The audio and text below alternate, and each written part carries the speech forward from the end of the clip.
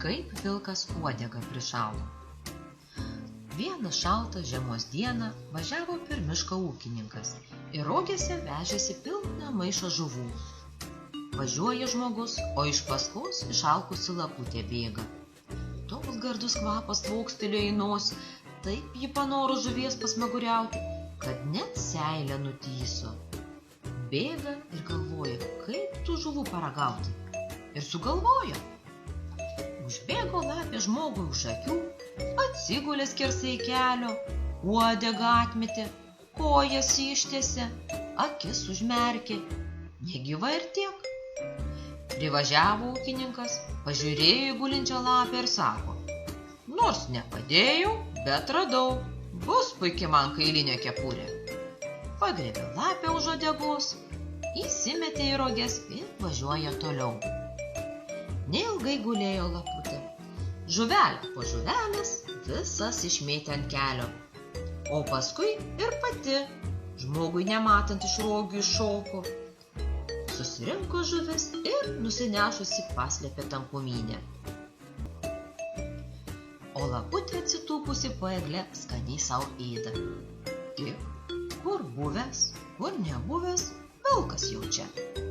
Stovi priešais ją, nuo bado labai sulysęs, net šonai įkritę. Žuveles, atsakė lapė.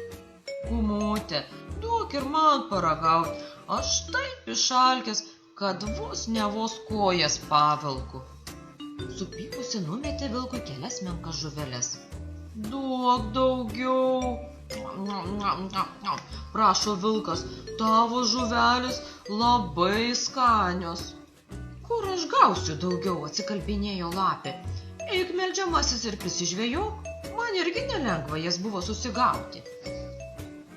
Kaip aš eisiu, kad nemoku, skundžiasi vilkas. Einam, pamokysi mane žvejoti. Einam, man negaila, sutiko lapė. Ir nusivedė vilką prie ežero, kur juodavo žvejų iškirstos eketės. Kad nori žuvies gauti, kišk uodegą į eketę. Įkišęs laikyk tol, kol žuvis į uodegą sukibs. Tik neskubėk, nes pačias didžiausias išbaidysi. Vilkas įkišo uodegą eketėn ir laiko, bijodamas net pajudėti. Padangėje mėnulis kaip blynas šviečia, o šaltis spaudžia, net tvoros pyška. Taip ir tupėk ramiai, sako laputė, o aš bėgsiu truputį pailsėti. Ir nukūrė rudoji į tankumyną žuvį baigti valgyti. Ilgai tupėjo vilkas prie eketės. Visą naktį nepasitraukė. Uodega jo ir išalo. Pabandė atsistoti. Kur tau? Oho, kiek žuvų! Nudžiugo vilkas, pajutęs, jog uodega stipriai laiko. Oho! Nusistebėjęs sušuko, pabandęs ir jėga išlupti uodegą.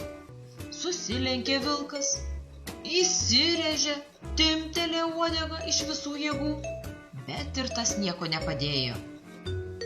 Nusigando pilkis, ėmė šokinėti ir daužytis, tačiau ledas nekrust.